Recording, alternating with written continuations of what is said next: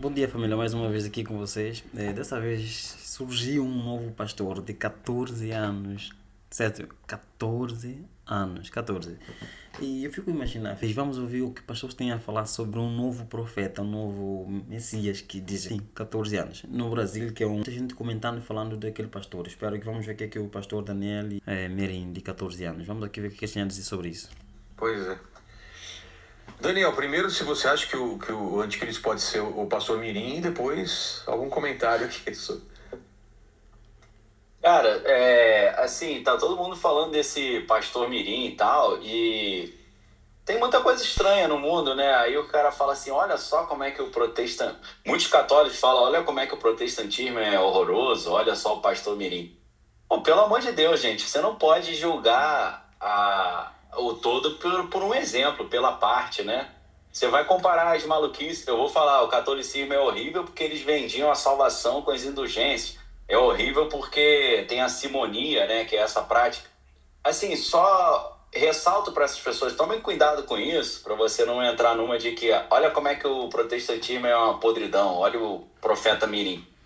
A maioria das igrejas evangélicas não concorda com aquilo ali que está acontecendo ali, entendeu? Vai achar que é forçação de barra.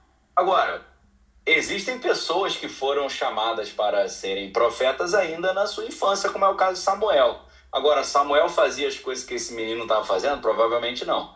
Mas existem pessoas que na sua juventude foram chamadas para serem uma espécie de profetas, né? Uma coisa não invalida a outra. Agora, tem muita bagunça, né? Então, só um... obviamente ele não tem capacidade nenhuma para ser o anticristo, né? Isso aí é bobeira. A segunda pergunta eu esqueci. Não, mas só uma coisa, o pessoal tá falando que na verdade ele não é 666, ele é meio besta, é 333. Essa piadinha. Cara, eu lembro dessa piada. Essa piada era. A galera contava muito nas igrejas, né? Igreja é um lugar de muita piada, muita coisa engraçada também, né? Assim, o Matheus Ceará sempre quer fazer um podcast aí comigo, né? Ele comenta. Cara, se eu contar as histórias que eu vi dentro de igreja, dá um programa de horas, cara. Se eu contar só as histórias do que meu pai fez dentro das igrejas, conversando com os caras dentro da igreja, as besteiras que ele fez e falou, já dá um programa aí, meu irmão. Mano, família, esse, para quem não conhece, é o Daniel Lopes. É pastor, é filósofo, acho eu, né? Tipo, sabe, ele é muito estudado, é um homem muito estudado, muito conhecimento.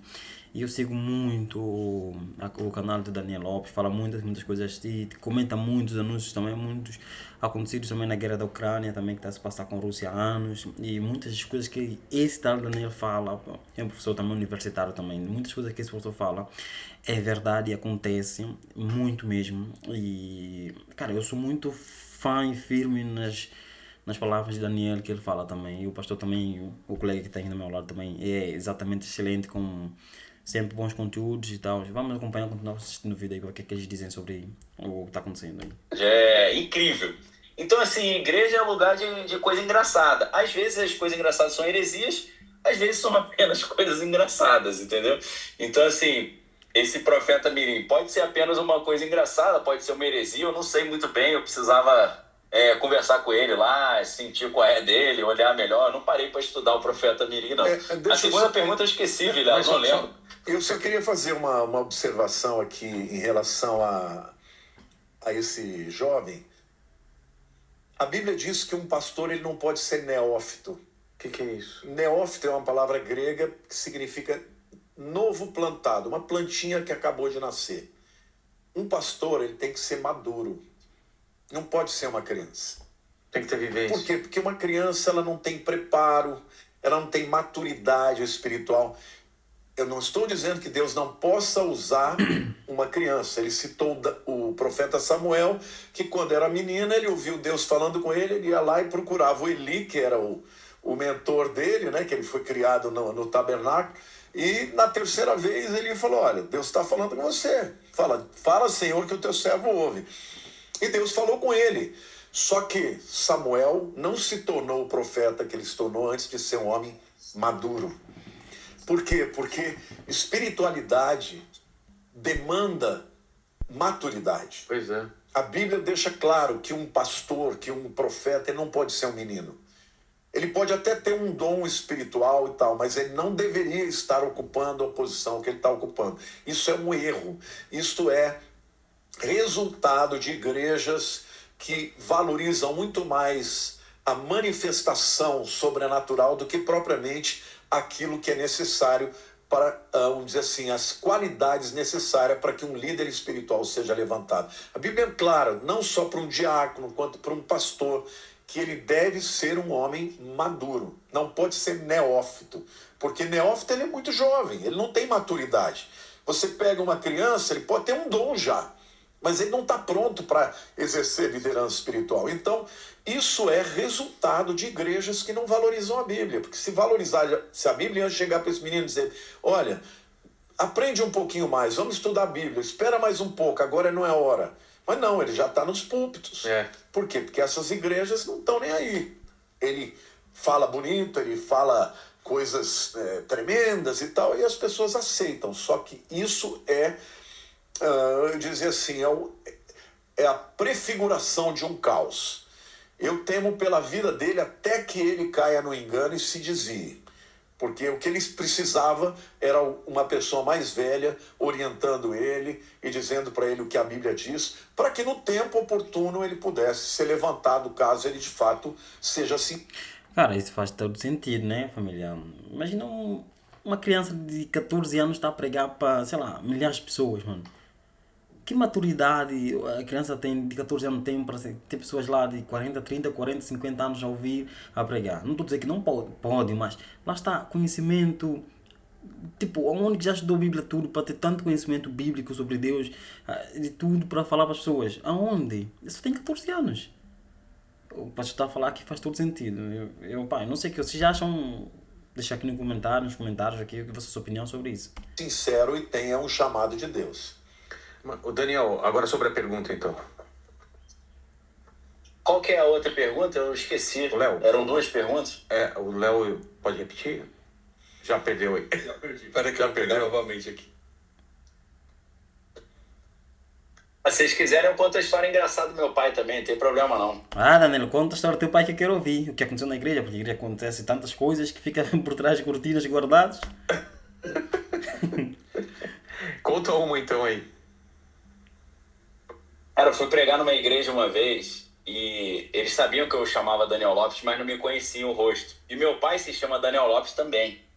Então, quando meu pai chegou primeiro que eu na igreja lá em Londrina, eles falaram, você é o Daniel Lopes? Ele falou, sim. Pô, levaram ele para a melhor sala, deram o melhor almoço para ele. Aí ele comeu tudo. Aí falaram assim, agora vamos lá pregar. Aí ele falou, não, eu não prego não. Aí ele falou, você não veio aqui pra pregar? Não, quem prega é meu filho. Mas quem que é teu filho? O Daniel Lopes. O cara, pô, achei que era você. Ele não mentiu. Cara, vocês entenderam, mano? Ele chama-se Daniel Lopes e o pai também chama-se Daniel Lopes. E uma vez ele ia pregar numa igreja. E só que chegou atrasado e o pai chegou primeiro. E perguntaram pro pai dele se chama-se Daniel Lopes. O pai disse sim. E pegaram no pai dele, levaram para uma sala muito organizada, bonita, deram ao pai dele o melhor almoço que podia dar refeição. O pai comeu. E depois do fim do almoço e tal, disseram para o pai, olha, vamos lá pregar. E o pai disse, não prego, quem prega é meu filho. E como é que chama teu filho? Daniel Lopes. Cara, isso é uma confusão, mano. Quer dizer, se não fosse... Esquece. Mano. Ele não mentiu. Não mentiu, é verdade. As histórias do meu pai começam assim, entendeu? Daí pra frente. Entendi. Aproveitou a boquinha. Você achou aí, Léo? Achei aqui. É muito Se a engraçado. profecia for verdadeira, qual seria o sinal mais claro para os cristãos que estamos realmente diante do fim dos tempos? Era essa? Olha, eu acho que sim. Era essa? Então vamos lá, Dani. Então, assim, você olha, hoje a gente já tem armas que podem destruir o planeta Terra. Tempos atrás não existia. Antes de 1948 não tinha Israel. Hoje tem Israel, de volta no mesmo território, falando o mesmo idioma, com as suas diferenças. A gente tem hoje pandemias, né, cataclismas, eventos geofísicos, tudo que Jesus fala sobre o princípio das dores em Mateus 24. Então tem muita coisa que prepara um cenário que já aponta para a possibilidade do que a gente lê no Apocalipse se tornar real. O próprio Lamartine falou, né, hoje tem comunicação global, você pode convencer a humanidade inteira de uma coisa, pode passar uma coisa na internet e todo mundo vê. a gente está ouvindo falar sobre paz e tal, só que aí fica aquele alerta. Quando falar em paz, virá repentina destruição. Então, tem muita coisa parecida. Quando estabelecerem o acordo de paz e começarem a reconstruir o Templo de Jerusalém, aí é o sinal mais explícito. Quem não está bem com Deus ainda e ainda não entregou sua vida para Jesus como seu único e exclusivo Senhor, faça isso enquanto dá tempo, buscar enquanto se pode achar, a minha recomendação. Não, e a Bíblia também diz lá, Tessalonicenses, 2 Tessalonicenses, que não virá antes da apostasia e da revelação do homem da iniquidade, o filho da perdição. Então, apostasia é uma palavra grega que é traduzida por divórcio. Então, é um divórcio espiritual. As pessoas que foram... O que é uma pessoa divorciada? Ela casou e depois quebrou a aliança e separou. Na aplicação espiritual, é uma pessoa que teve uma aliança com Deus e que deixou de ter. Então, nós vamos ver cada vez mais pessoas que se confessavam cristãs rejeitando a Cristo. Dizendo, não, não creio mais, eu não quero saber disso. Você tem umas pessoas que foram proeminentes e que hoje até dizem, não sou mais evangélico, não sou mais isso, entendeu? Então esse é o primeiro sinal. E o segundo sinal é a revelação do homem da iniquidade. Quer dizer, ele vai se levantar, revelar é tirar o véu. Ele vai se levantar como esse proponente do acordo de paz de 7 anos que vai permitir a construção de Israel. Essas duas coisas precisam acontecer antes de que venha Jesus no final desses 7 anos. Agora, todos os outros sinais na natureza, de guerras e rumores de guerra estão lá. Basta você ler Mateus 24, Lucas 21, Marcos 13, que está lá, os sinais todos. Mas um que para mim é muito evidente é o engano. Jesus ele fala, vede que ninguém vos engane. E de novo, como é que você não vai ser enganado? Você precisa ler a Bíblia. Porque a Bíblia é a verdade, é a Bíblia que te mostra as coisas que vão acontecer. Se você lê a Bíblia com responsabilidade e seriedade, se você não tem uma igreja cristã baseada de fato na palavra de Deus, você é suscetível, você vai acreditar nas mentiras. Mas quando você lê a Bíblia, você fala, meu Deus, isso aqui está falando de uma coisa que eu estou vendo.